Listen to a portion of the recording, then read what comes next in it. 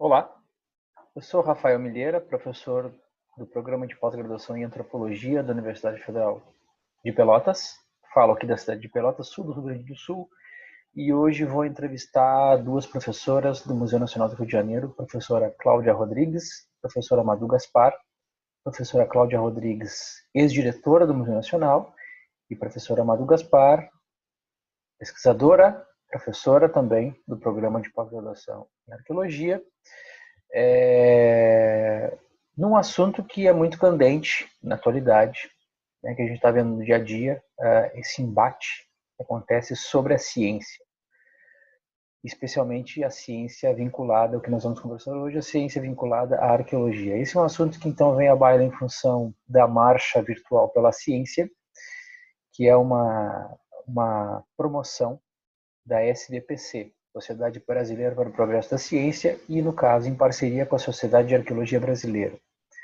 Conversando com essas duas professoras do Museu Nacional, muito em função também da minha atuação e de colegas junto à comissão editorial da Revista de Arqueologia da Sociedade de Arqueologia Brasileira,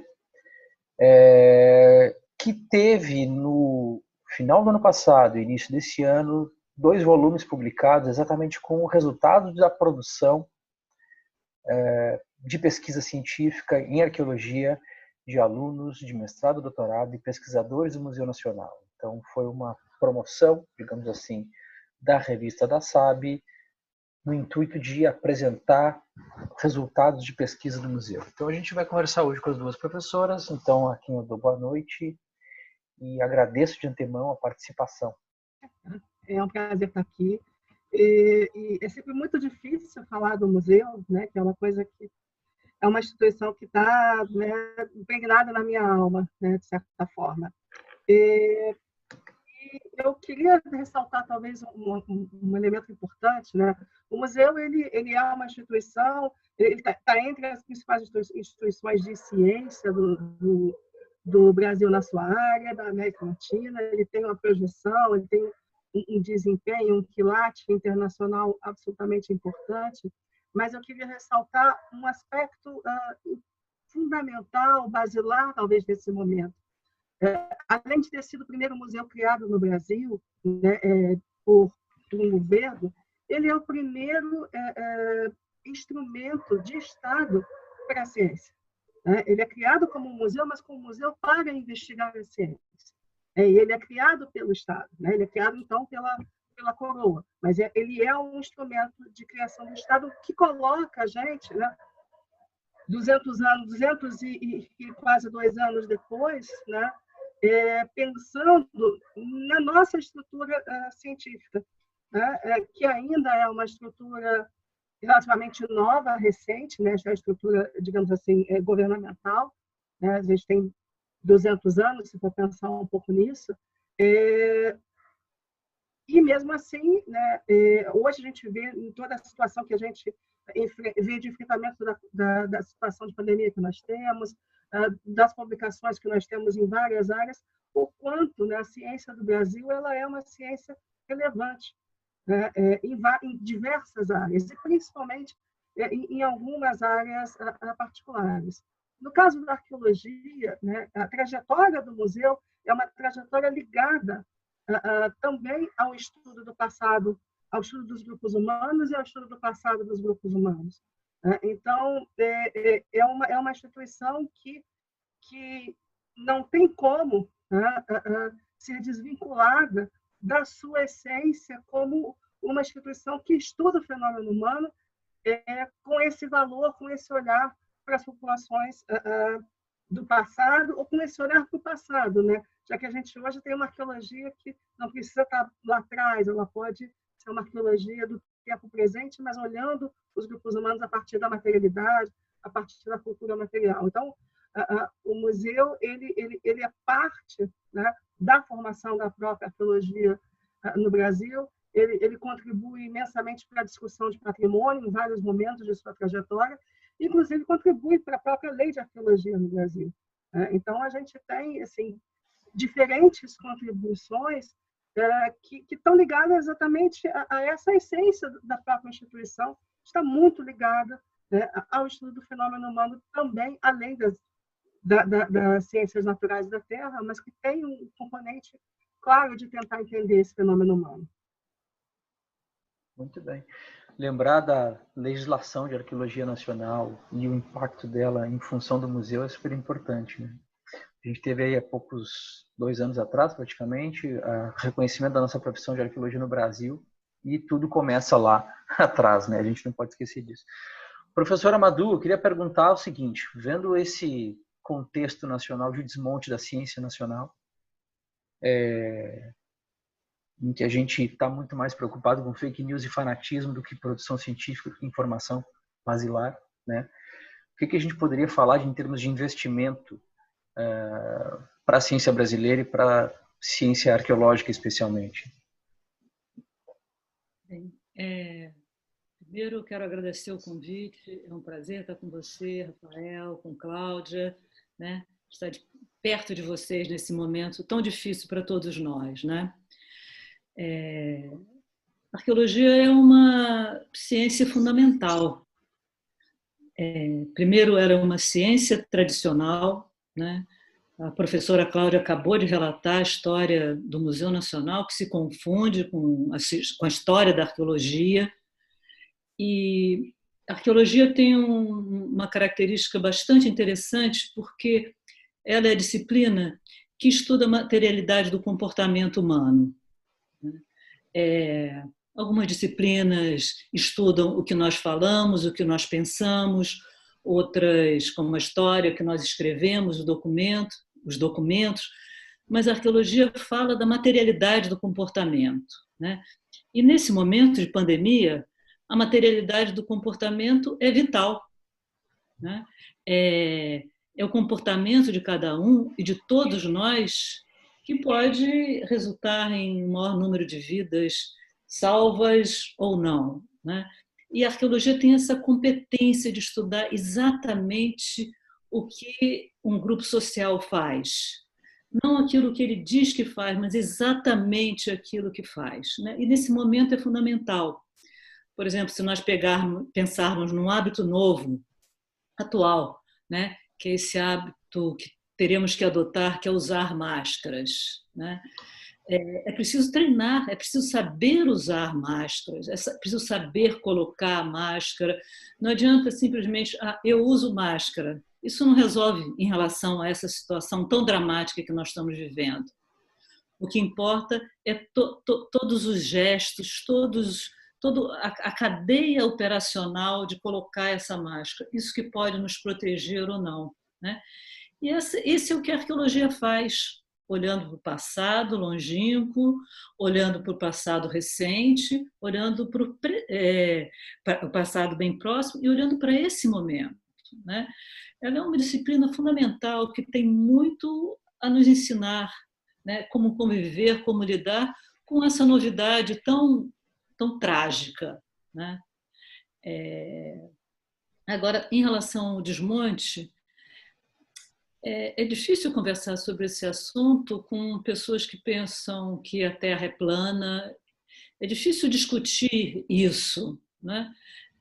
E tem um lado dessa epidemia que estamos vivendo, é exatamente mostrar a força da ciência, porque é da ciência que virá uma vacina, ou um conjunto de remédios, ou até mesmo na transformação do nosso comportamento, né? Tá posto, né, nesse momento, pela situação dramática que nós estamos vivendo, né? Está transparente, está posto, está claro. Dentro desse contexto de desmonte, né, queria perguntar para vocês qual a importância de museus de arqueologia dentro da composição da história nacional. Vocês já falaram um pouquinho da história do Museu Nacional, já falaram um pouquinho de ciência, um pouco do que é arqueologia, o que ela representa para nós e como que a gente pode entender essa ciência no nosso cotidiano. Mas uma outra parte do nosso cotidiano é como nós nos constituímos enquanto identidade, né? Identidade nacional, identidade coletiva, identidade individual. Como que os museus podem contribuir nessa discussão, nessa questão, que é de cunho social, e como que vocês enxergam o cenário de museus hoje, no Brasil? Madu, pode começar? Já está aí. Deixa a Cláudia amarrar, né? Você começou falando em tempos de fake news, né? O museu é o espaço onde tem coisas originais. Tem esculturas belíssimas feitas pelos pescadores, tem cerâmicas belíssimas feitas pelos grupos amazônicos, né? É onde tem o original, tem o passado ali. Isso tem um apelo fortíssimo para relembrar e para recontar toda a nossa história, né? Então, nesse momento onde tudo é virtual e notícias falsas se misturam com notícias verdadeiras, né? Ali me parece que é um centro, né, forte, né, que permite que nós recontemos a nossa história. Eu sempre gostei, assim, que me levou para o museu, para amar os museus, sempre foi esse espaço de reflexão, entender ou sentir o museu como um lugar onde a gente pode refletir, que pode pensar sobre a nossa vida, sobre a vida dos outros, sobre o mundo que nos cerca, né? Então, eu acho que esse paralelo da fake news que a Madu costurou é bastante importante, né, em relação aos museus, porque eles, de fato, estão ali para nos mostrar, né, a diversidade, para nos mostrar os diferentes olhares, para nos mostrar diferentes narrativas, para falar sobre diferentes coisas que são importantes para nós, né, que são importantes para a nossa memória, para a nossa identidade, para o que nós somos, né, enquanto sociedade, mesmo olhando sociedades distintas, mesmo olhando museus de tecnologia, mesmo olhando museus de tipologias diferentes. Os museus falam muito para nós. Existem alguns estudos e algumas informações mais detalhadas sobre a importância do museu para a qualidade de vida. Museu é qualidade de vida também, isso é absolutamente importante. E o museu, ele em termos de paralelo, por exemplo, com a ciência, né? O que é um museu? É um local onde a gente reflete, onde a gente pensa, onde a gente descobre, onde a gente acumula, né? Onde a gente tem a memória, onde a gente tem o registro. E tudo isso também é o fazer científico, né? A ciência é também um processo de descoberta, de reflexão, de método, de acumulação. Então, essa relação, né, museu, ciência, sociedade, são relações que não deveriam passar despercebidas, né, que não deveriam ser minimizadas, que não deveriam ser desmontadas, porque elas têm a ver com a nossa identidade. Independente, reitero, independente do tipo, da tipologia de museu que nós estamos falando. Pode ser um museu do brinquedo, né? Pode ser um museu como o Museu Nacional, pode ser um museu de arte. Né? Ele fala para a gente, né, de conhecimento e de experiências, né? E ele faz despertar outras coisas diferentes que têm a ver com a gente. Então, esse processo de desmonte, seja dos museus, seja da ciência, né, seja da cultura da ciência, é um processo único, infelizmente, que nos diminui, né, enquanto sociedade. E acho que é por isso que a gente está aqui, para tentar, né, fazer com que as pessoas reflitam que não há ganho, né, não há ganho material, não há ganho metafísico, não há ganho moral no desmonte da ciência. Sim. Só há prejuízo. Sim. Eu queria perguntar uma outra coisa. Bom, a gente está falando muito do Museu Nacional, é a nossa conversa de hoje. A gente sabe pelo que ele passou há 2 anos atrás, mais ou menos. Né? Hoje em dia o museu está, pelo menos o prédio do museu, e é importante sempre frisar isso. Uma coisa que muito me tocou quando a professora Cláudia veio a Pelotas no Congresso Nacional de Arqueologia em novembro do ano passado. Foi feita uma mesa em que ela apresenta o dia depois, né, do incêndio do museu. E uma das frases que mais bateu, então, no meio daquele monte de escombros, né, tudo distorcido, ferros, concreto queimado, uma das coisas que ela mais bateu o tempo inteiro foi dizer: mas o museu não é feito de pedra e cal, né? O museu é feito de pessoas, de gente, de sentimento, de história, de narrativas, e a gente é o museu. Bom, o museu, o pedra e cal, pegou fogo, foi desmontado, né?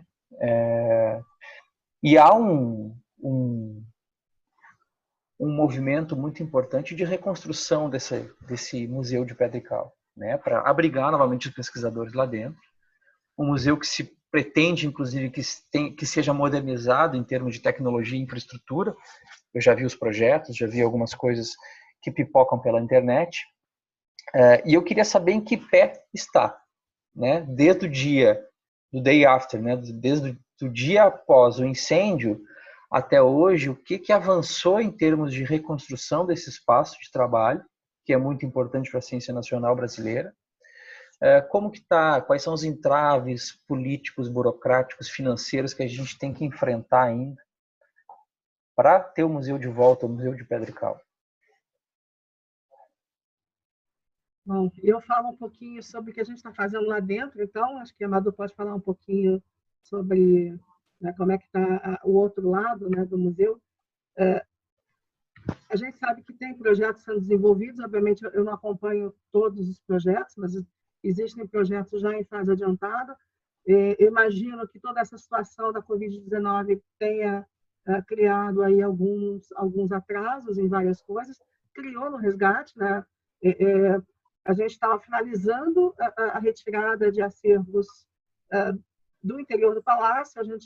A ideia seria que acabaríamos agora em maio, né? E esse último mês de atividades foi completamente comprometido, né? Então, nós não estamos lá fazendo isso e não sabemos exatamente quando vamos voltar. O que eu posso dizer daquilo que a gente já recuperou é que uma parte importante, principalmente das coleções ligadas à arqueologia, mas também as coleções ligadas à paleontologia, à etnologia, nós temos alguns segmentos importantes recuperados. E isso significa que a gente tem parte do acervo tradicional do museu para retornar ao público, né? Então, acho que, embora não seja exatamente, né, a pedra e o cal, é o espírito, né, de certa forma, de um museu de objetos. Então, a gente tem parte disso. É claro que vários outros elementos serão adicionados, serão repensados. Nem toda a arqueologia foi incendiada, né? Isso é uma coisa que não sei se todo mundo sabe, mas como o museu tinha outros espaços além do palácio, nem todo o museu, nem todas as coleções do museu pegaram fogo. Então, algumas coleções arqueológicas estão incólumes, né? E também refletem um pouco, né, essa diversidade de acervo que vai voltar, né, em breve. Nós tínhamos uma expectativa que era 2022 já ter alguma atividade no Palácio. De fato, com essa situação da Covid-19, a gente não tem certeza, né, se a gente vai conseguir manter essa data, porque a gente não sabe nem quando é que a gente vai sair, né, de fato, para retomar os trabalhos e tudo. Mas a nossa ideia é que, de alguma forma, ainda que não seja todo o prédio, ainda que não seja uma reconstrução total do palácio, mas que, de alguma forma, a gente possa, né, já ter um contato de novo com o público naquele local, né, que é o local, emotivamente, é o espaço do Museu Nacional. Madu, queres falar um pouquinho sobre isso? Sim. Se de um lado, né, todo um grupo de pessoas aí capitaneados pela Cláudia começou imediatamente a avaliar essa situação, a situação do espaço que foi cometido pelo fogo, e para salvar a maior quantidade possível de objetos, né? Por outro, imediatamente, os diretores do Museu Nacional, o Kellner e a Cristina, estavam imediatamente tentando dar conta de todo o aspecto institucional que envolve o Museu Nacional, né? Suas ligações com a universidade, com a cidade, né? E, por outro lado, né, e aí eu posso falar especialmente do programa de pós-graduação de arqueologia, né? O Museu Nacional pegou fogo num domingo. Na segunda-feira, na parte da tarde, estava sendo defendida uma tese de doutorado. Como? Só Deus sabe como, né? Todas as salas da Quinta da Boa Vista estavam ocupadas com uma situação de emergência, né? E foi feito fora do Museu Nacional, né? E um grupo de professores, tanto da arqueologia como de outras disciplinas, fizeram o maior esforço, se organizaram para manter todo o cronograma, né? E aí nós chegamos no dossiê Museu Nacional, Revista da SAB, né? Eu, quando comecei a organizar esse dossiê, eu fiquei temerosa se as pessoas teriam fôlego, teriam ânimo, né, para escrever alguma coisa, né? E nós todos ficamos surpreendidos com a quantidade e a qualidade dos textos que foram apresentados, né? Nós tínhamos sonhado inicialmente com um volume e tivemos que dividir em 2 volumes, né? E apresenta, claro, trabalhos praticamente concluídos, trabalhos, pesquisas ainda incipientes dos nossos alunos, né? Mas mostra uma diversidade, uma qualidade, né? Tem trabalhos sobre a região norte, região sul, centro, vários temas de ocupação muito antiga do Brasil, temas recentes da arqueologia da pesca, bem recente, então mostra uma diversidade, uma força, né? E isso aconteceu em vários domínios, né, do Museu Nacional, né? Não é à toa que nós chamamos o Museu Nacional de nossa casa, né? Houve um esforço profundo. Muitas pessoas perderam tudo, seus cadernos de campo, suas coleções e análises, coleção de referência, né, que foram montadas ao longo de décadas, né, algumas centenárias, né? Então, mostra toda essa força do Museu Nacional, desse espaço, né, e do enorme envolvimento dos profissionais que lá trabalham, né?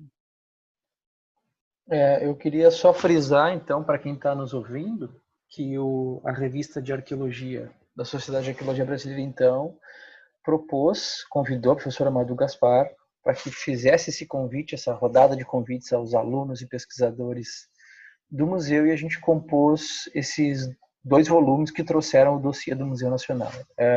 Isso vai estar em algum lugar aqui na tela, para cima, para baixo, para o lado, para o outro, em algum lugar vai aparecer, que quem está nos ouvindo vai poder clicar e entrar nos 2 dossiês, assim como em todos os outros artigos dos outros anos da revista, e aí baixou o artigo, pode ler, se deliciar, criticar, falar mal, falar bem, faz parte, né? Isso é ciência.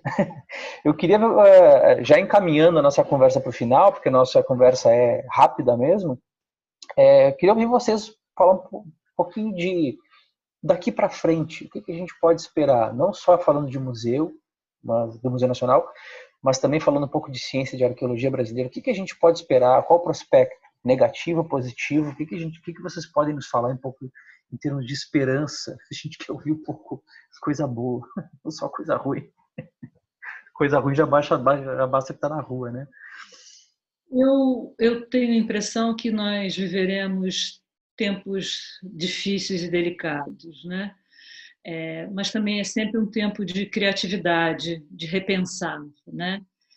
Eu acho que um caminho, pelo menos o caminho que eu estou trilhando com o meu grupo, é olhar o que nós já fizemos e retomar. Olhar relatórios antigos, olhar coleções antigas, aspectos que nós olhamos talvez de maneira mais apressada, ou talvez da melhor maneira possível naquela época, mas que agora já é possível olhar de uma outra maneira, de uma outra perspectiva, né? Eu penso que essa pode ser uma estratégia como guerra de trincheira, né? Agora nós temos que esperar essa onda tão complicada, tão difícil passar, né? Mas talvez pudéssemos aproveitar esse momento para rever tudo que nós fizemos, né? Nós somos arqueólogos, nós gostamos de campo, né? Você está acabando um trabalho, mas se alguém te convida para um campo, você já quer ir, já quer abrir uma outra área.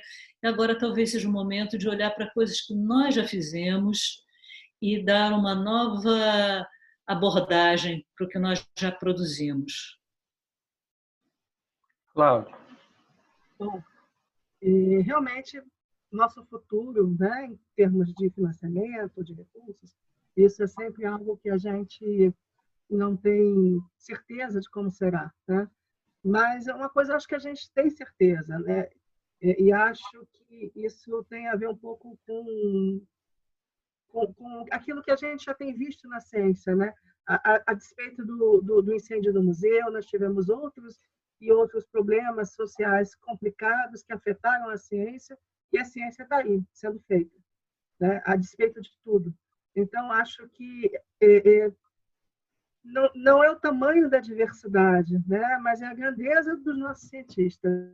A gente continua fazendo ciência, a gente vai continuar trabalhando, né? E isso vai passar, né? De um jeito ou de outro. Se não passar por bem, passa pela nossa teimosia. A gente vai se adaptar e a gente vai conseguir fazer, né, de novo. A gente não vai parar a gente não parou por causa disso, né? Seja revisitando os trabalhos, seja pensando em outras coisas, a gente não está parado. A gente está trabalhando e trabalhando muito, né? Então, que venha a Covid, que venha, eventualmente, todos os problemas que a gente tem em termos de recursos, em termos de reconhecimento, que eu acho que é pior do que a falta de recursos. A gente já viveu em falta de recursos antes, mas assim, a falta de reconhecimento da importância da ciência, para mim, é o pior. Mas a gente está aí, a gente vai continuar fazendo ciência, a gente vai continuar seguindo, continuar produzindo. E quando tudo isso passar, a gente vai ter muita história para contar também, muita memória. Eu acho que isso é importante, muita memória, falando agora com uma pessoa de museu e que gosta de memória, para a gente não deixar isso se repetir no futuro, né? Para que a próxima geração de cientistas tenha mais tranquilidade para trabalhar do que a nossa teve. A falta de respeito está bastante grande. Bom, gente, queria agradecer demais a vocês, né, pela essa conversa, que para mim é bastante enriquecedora. Espero que as pessoas que estão nos escutando, que estão nos ouvindo, também se empolguem um pouco, né? Pessoas que passaram por um trauma desse tamanho estão aí dando boas dicas, boas esperanças para a gente seguir, mesmo dentro desse contexto de pandemia, dentro de contexto de desrespeito, de falta de responsabilidade de governo, desmonte da ciência. O que nos resta é ser teimoso, como diz a Cláudia. Teimosia talvez seja o que vai nos fazer ganhar essa briga. Muito obrigado, então. A gente vai ficando por aqui e fiquem atentos que a gente vai ter outros tipos de conversas, outros tipos de lives nessa mesmo sentido de ciência, arqueologia, gestão de acervos, museus e etc. Muito obrigado.